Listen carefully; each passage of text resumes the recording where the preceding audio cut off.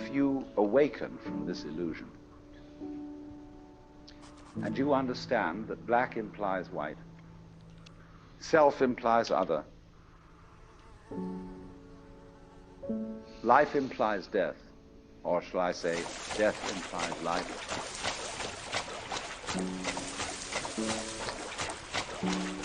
You can feel yourself not as a stranger in the world, not as something here on probation, not as something that has arrived here by fluke, but you can begin to feel your own existence as absolutely fundamental.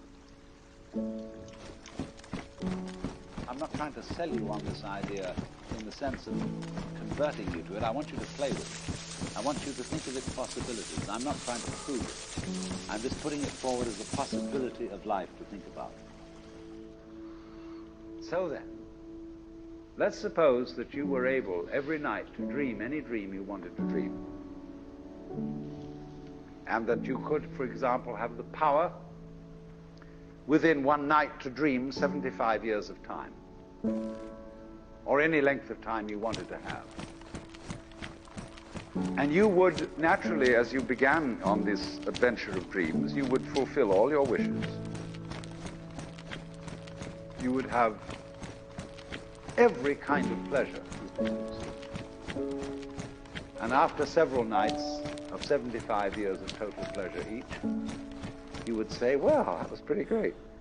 But now let's have a surprise. Let's have a dream which isn't under control. Well, something is going to happen to me that I don't know what it's going to be. And you would dig that and come out of that and say, wow, that was a close shave, wasn't it? And then you would get more and more adventurous, and you would make further and further out gambles as to what you would dream. And finally, you would dream where you are now. You would dream the dream of living the life that you are actually living today. That would be within the infinite multitude of choices you would have, playing that you weren't God. Because the whole nature of the Godhead, according to this idea, is to play that he's not. So in this idea then, everybody is fundamentally the ultimate reality. Not God in a politically kingly sense, but God in the sense of being the self, the deep down basic whatever there is. And you're all that, only you're pretending you're not.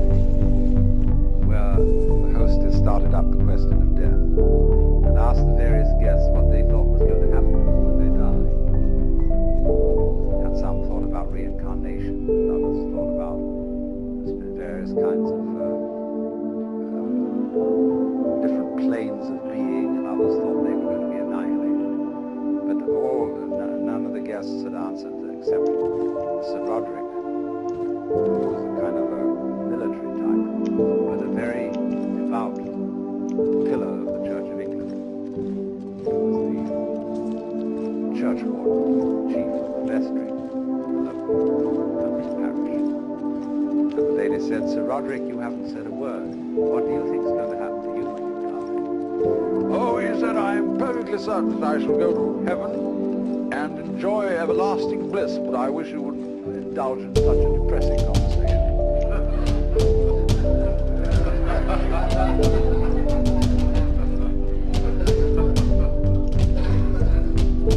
That's true, isn't it? Death in the Western world is a real problem. We hush it up. We pretend it hasn't happened. Our morticians, who are very smart commercial operators, know exactly what is expected of them. And they make death just awful by pretending it doesn't happen.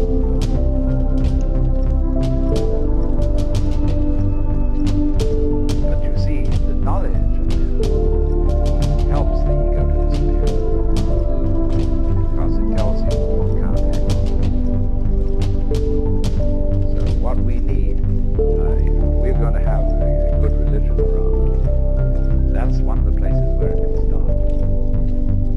Having, I don't know, well, nowadays I suppose they'd call it the Institution for Creative Dying.